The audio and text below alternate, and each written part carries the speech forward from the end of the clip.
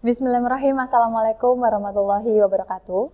Halo teman-teman, saya Faiza Ayu. Dalam kesempatan kali ini kita akan belajar nih terkait gimana sih strateginya kita dalam membuat sebuah konten evergreen yang berkualitas.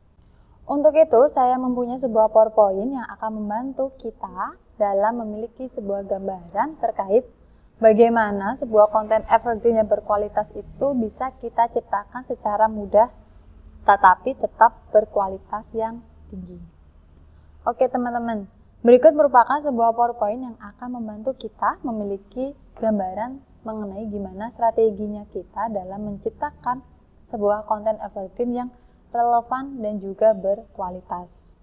Oke, kita coba perbesar terlebih dahulu agar kita bisa melihat nih terkait PowerPoint-nya kita secara lebih jelas.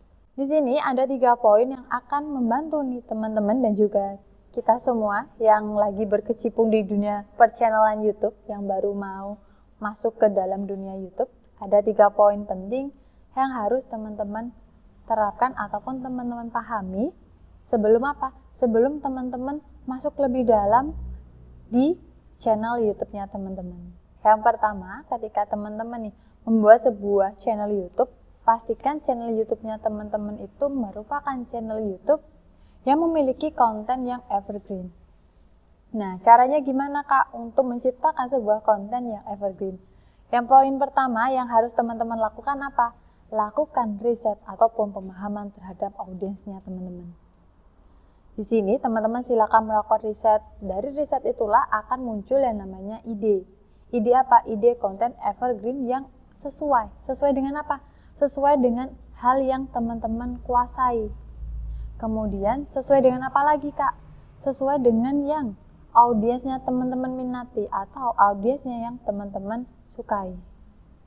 Yang kedua, topiknya apa? Silakan teman-teman melakukan pemilihan topik yang relevan.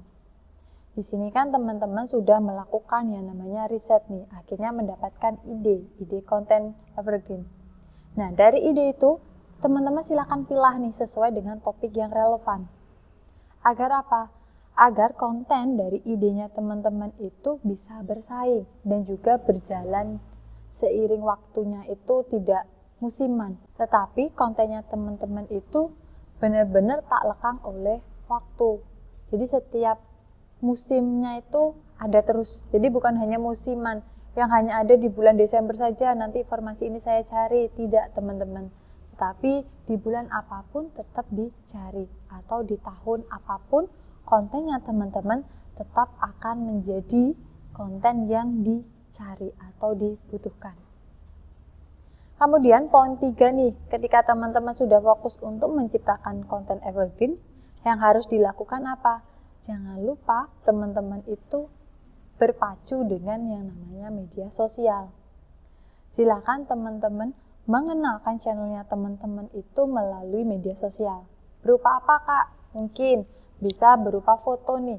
Dari kontennya teman-teman kan punya thumbnail nih. Silahkan thumbnail dari kontennya teman-teman itu jadikanlah sebuah postingan, bisa berupa story ataupun konten tersebut itu bisa teman-teman kirimkan ke siapa? Ke followersnya teman-teman di media sosial. Atau bisa jadi nih seperti ini. Teman-teman silakan melakukan potongan-potongan terhadap konten video yang sudah teman-teman buat atau sudah teman-teman upload. Silakan bikin sebuah potongan-potongan, kemudian teman-teman upload di mana? Di media sosial. Bisa melalui reels-nya teman-teman. Atau bisa juga nih melalui story. Tetapi harap diingat teman-teman, story itu kan hanya beberapa detik. Jadi silakan potong part yang sesuai untuk teman-teman kenalkan mengenai channelnya teman-teman itu di media sosial. Oke. Untuk mempertahankan kontennya teman-teman yang evergreen ini tetap relevan, maka yang harus teman-teman lakukan adalah membangun yang namanya sebuah otoritas dan juga reputasi. Caranya gimana? Silakan teman-teman mempertahankan konten evergreen-nya teman-teman di channel YouTube-nya untuk membangun yang namanya reputasi.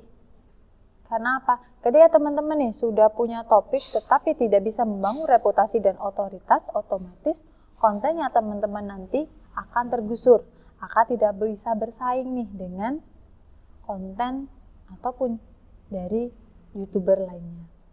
Kemudian yang kedua, selalu tingkatkan yang namanya traffic organik.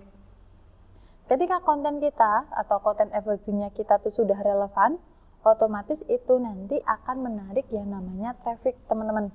Traffic apa? Traffic yang organik. Ketika kita bisa mendapatkan yang namanya sebuah traffic organik, otomatis subscribe-nya kita menaik. Yang kedua, ketika subscribe kita menaik, apalagi yang jadi positifnya kita, jumlah viewersnya kita juga akan ikut menaik. Kemudian daripada itu, ketika nih ada sebuah subscriber baru, otomatis nih subscriber barunya kita itu nanti juga loh bisa berpeluang untuk apa? Untuk membagikan informasi mengenai channel YouTube-nya kita. Oke, nah yang ketiga, ketika nih teman-teman sudah bisa mempertahankan, maka apa? Akan ada yang namanya retensi pengunjungnya teman-teman itu pasti akan meningkat. Karena kenapa? Karena mereka beranggapan nih bahwa channelnya teman-teman itu termasuk channel yang informatif dan juga bermanfaat bagi mereka. Akhirnya apa yang terjadi? Mereka akan menonton kontennya teman-teman itu hingga selesai, bukan hanya pada detik keberapa. Tapi mereka benar-benar akan menonton kontennya teman-teman hingga selesai. Kenapa? Karena mereka memburu yang namanya informasi yang akan teman-teman sampaikan. Kemudian nih, berikut merupakan 3 tips yang bisa teman-teman lakukan agar kontennya teman-teman itu berkualitas. Yang pertama, kontennya teman-teman itu harus informatif dan juga bermanfaat. Saat ini audiens itu paling suka dengan konten yang informatif. Ketika mereka beranggapan nih kontennya teman-teman merupakan konten yang informatif, otomatis mereka akan menonton channelnya teman-teman itu hingga akhir. Contohnya apa Kak? Contohnya itu biasanya tutorial, kemudian review ataupun sebuah berita yang akan berdampak nih kepada mereka. Nah, yang kedua itu ada yang namanya konten yang menarik dan menghibur. Saat ini nih orang-orang itu paling suka dengan konten-konten yang menghibur dan tidak monoton. Oleh karenanya silakan teman-teman membuat konten-konten yang menarik, tetapi tidak melupakan yang namanya informasi yang hendak disampaikan. Jangan hanya membuat sebuah konten yang lucu tetapi tidak ada unsur-unsur informasi yang bisa menarik sebuah audiens. Berilah sebuah kejutan nih untuk kontennya teman-teman. Biasanya konten yang menarik dan menghibur itu contohnya apa sih teman-teman? Nah, betul sekali. Kalau kita berbicara terkait konten yang menarik dan menghibur, contohnya itu pasti topiknya terkait apa? Terkait vlog, kemudian ataupun juga bisa mengenai video eksperimen. Tips yang ketiga, silakan kontennya teman-teman itu diproduksi secara baik atau berkualitas. Dalam segi apa Kak? Mungkin segi editingnya, kemudian subtitlenya, ataupun cara pengambilan videonya teman-teman. Biasanya video dengan kualitas yang jernih, kemudian memiliki editing yang rapi dan profesional, itu nanti akan berpengaruh terhadap apa? Terhadap retensi pengunjungnya teman-teman. Ketika teman-teman nih sudah bisa memanfaatkan hal itu, otomatis pengunjungnya teman-teman itu tidak akan lari dari kontennya teman-teman. Karena mereka menganggap apa? Sudah konten paket komplit, kenapa saya harus pindah ke channel lain? Gitu teman-teman. Jadi pastikan nih, ketika teman-teman sudah punya konten, usahakan kontennya itu merupakan konten yang berkualitas baik. Dalam apa? Videonya.